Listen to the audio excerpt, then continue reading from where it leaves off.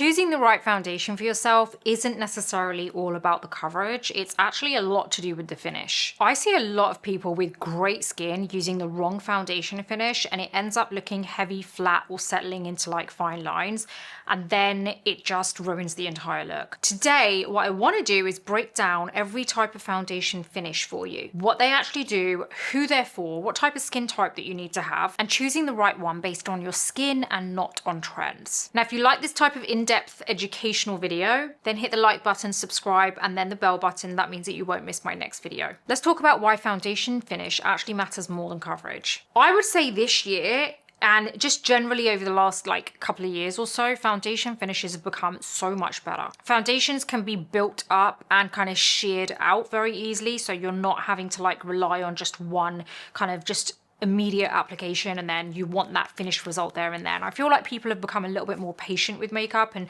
they understand that it isn't necessarily about getting that immediate coverage. You know, you're going to get a much nicer finish if you just spend maybe just even an extra minute on it, and that makes a huge difference. But I tell you what hasn't changed: how foundation interacts with oil and texture and fine lines and dryness and expressions. It just, there's so much that hasn't changed, and this is why other things around it need to change so that you can get the best finish possible. If you have the wrong type of foundation finish, it can end up not just looking off in general, but it can end up exaggerating your pores, your fine lines, your texture, and just making everything maybe even look a little bit more aged. I would say that instead of actually asking yourself what type of coverage you want, ask yourself how you want your skin to behave through the day. Like, how do you want your skin to feel and look through the day with your foundation on? Let's talk about the matte finish foundation. Now, who it's for and who it isn't really for, to be honest. I personally love a matte finish foundation, but I do feel like as I've aged and gotten into my 40s, into my mid 40s now, I would say that I have leaned more towards kind of a softer matte finish rather than a full matte finish. So now I'm going a little bit, not so much fully glow, because I feel like that generally does enhance texture a little bit more, which I'll go into, but I definitely have shifted more towards a kind of velvety, like softer matte finish so that it isn't so flat. So matte foundations absorb oil, and they do stop your face from looking so shiny through the day. So it helps to kind of like minimize the appearance of shine. It creates a smooth, even canvas, and it definitely is great if you struggle with texture and like skin that isn't exactly like the smoothest. So I do feel like this is the better option. It's great for oily skin, great for combination skin that deals with an oily T-zone, great for long days, humidity, heat, you know, like if you just want your makeup to stay put all day and you don't want to have to worry about it all day, this is a great option. This is where I feel like people get it wrong when it comes to matte foundations, because I do hear a lot of people say,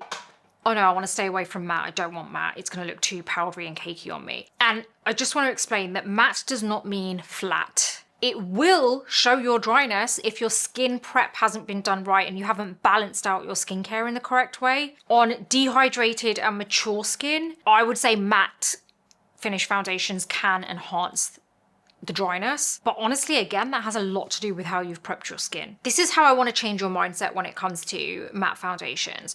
Really start thinking about the fact that you have the option for flexible matte finishes. There's not every matte foundation out there is the same. For example, the Dior Forever Matte Foundation is a very flexible formula, which is more of a soft matte finish. It's not flat. It doesn't dry out on your skin. If you look for the matte foundations with skincare built into them, that's going to be a winner for you. Like, matte should look smooth on your skin. It shouldn't freeze and enhance dryness. And again, if you hydrate properly underneath, you're not going to deal with that problem. Literally on a day-to-day basis, if I'm going for my everyday foundation, when I want a flawless finish, I go for the Dior Forever Matte, and I've been using it for years. And if you've watched this channel long enough, you know that is the case. I talk a lot about this kind of stuff and just all sorts of beauty and wellness stuff over on the Beauty Breakfast Club, which is my online publication.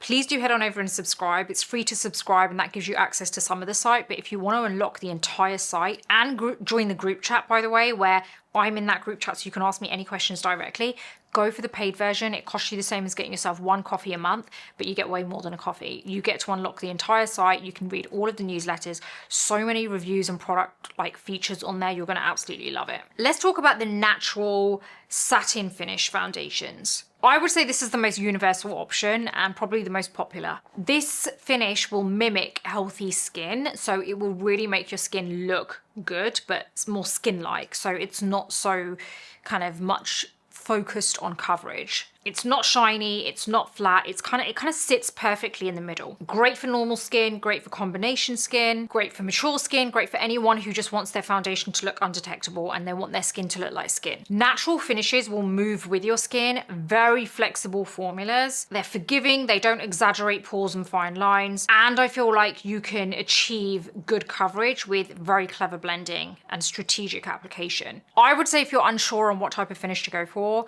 a natural stroke satin finish is the way to go. One of the ones that I absolutely love at the moment, and I'm using more and more lately when I want more of a kind of healthy skin look, is the Makeup by Mario Natural Finish Foundation. It's such a great foundation. Trust me, anyone who's tried this after I've told them has messaged me to say to me that, wow, I could not believe how good this foundation is. It is so good, and use it with the Makeup by Mario F1 brush.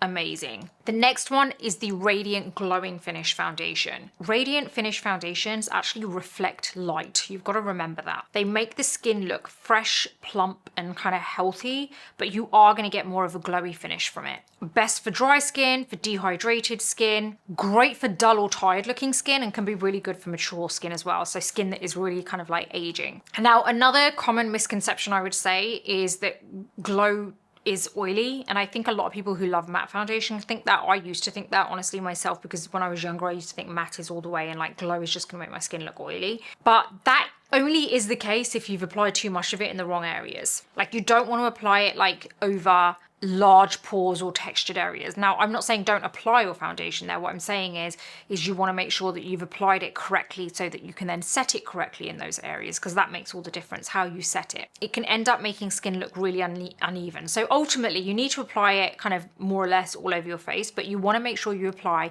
very thin layers to the areas that are very kind of textured and have open pores. You don't want too much of a heavy finish there. I would use it very strategically. I would let it shine, let it glow in the areas that you're good with, that have smoother skin, and in the areas that you struggle with texture and open pores, or like larger enlarged pores, I would really control that shine with powder after.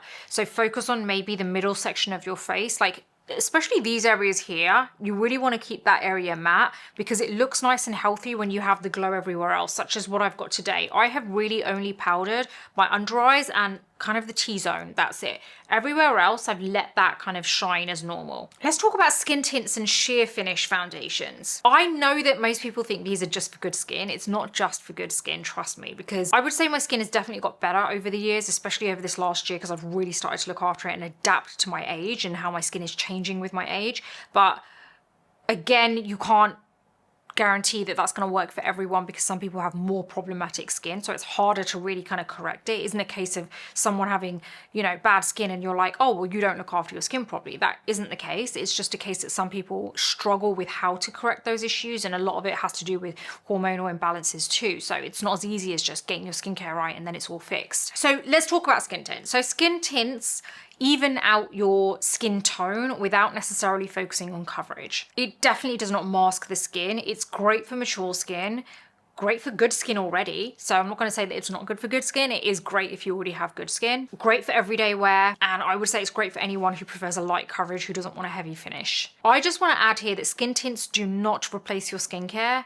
It replaces your foundation. I would actually include tinted moisturizers in this as well, by the way. So this is not just about skin tints and like sheer finishes. This is also about tinted moisturizers. Again, it doesn't replace your skincare, it replaces your moisturizer. Very important you remember that. I would say pairing a really good skin tint or sheer finish foundation or a tinted moisturizer with a really good concealer can give you like a really stunning finish to your skin. Trust me, you must have seen my previous videos where I've actually showed you how to create a base using a tinted moisturizer and a good concealer. And it doesn't necessarily mean the concealer is like full coverage, but it gives you the most stunning finish because you seem to get the coverage, but also that amazing skin-like kind of finish to your skin, and it just looks so good. I feel like lately we're definitely seeing a shift towards kind of more skin tints and tinted moisturizers, and I'm loving that because it just means that you're not relying on a heavy concealer and a heavy foundation. You're relying on a normal concealer that gives you the coverage that you need. It's not necessarily heavy,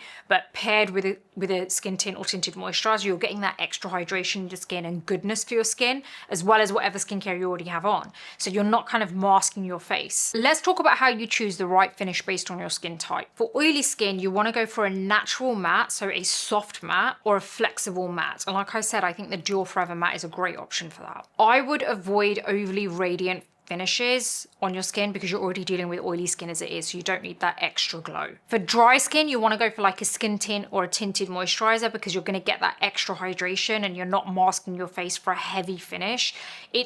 Any kind of like heavy finish is really going to enhance any dryness that you already have on your dry skin. If you have prepped your skin well, then you could get away with it, but just make sure your skin is prepped very thoroughly, very hydrated underneath first. For combination skin, I would definitely recommend the natural finish foundations. They're really, really good for combination skin and they just look stunning, I think. And they give a very healthy, juicy, bouncy finish to the skin. For mature skin, I would say you want to go for either the natural finish or you do want to go for like more of a radiant finish because I think that's going to work really well with mature skin. You don't want anything that's going to dry out your skin or make it feel tight because it's just going to look older. Also, tinted moisturizers work really well on mature skin too. As your skin ages, it matures and it obviously loses moisture and loses elasticity. Like finishes that used to work on your skin aren't necessarily going to work as well on your skin, so you need to factor that in if you're dealing with mature skin and your skin is aging. It doesn't mean that you can't wear like a full coverage foundation or you can't wear a soft matte foundation. It just means, like I said, you've got to prep your skin well underneath. And it's a lot to do with your technique as well and your placement and being strategic with your application. So there you have it. I feel like when you understand skin finishes, it makes everything a lot easier because now you understand what the difference is between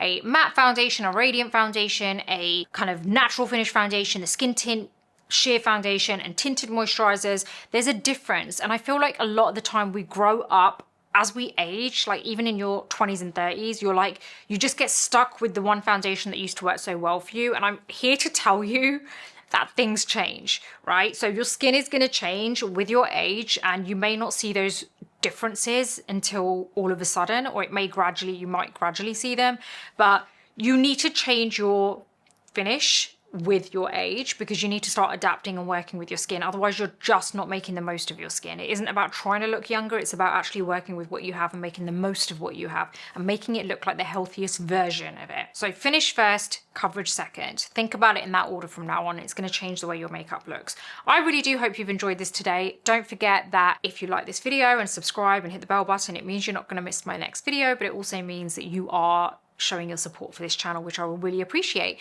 So I will see you on the next video.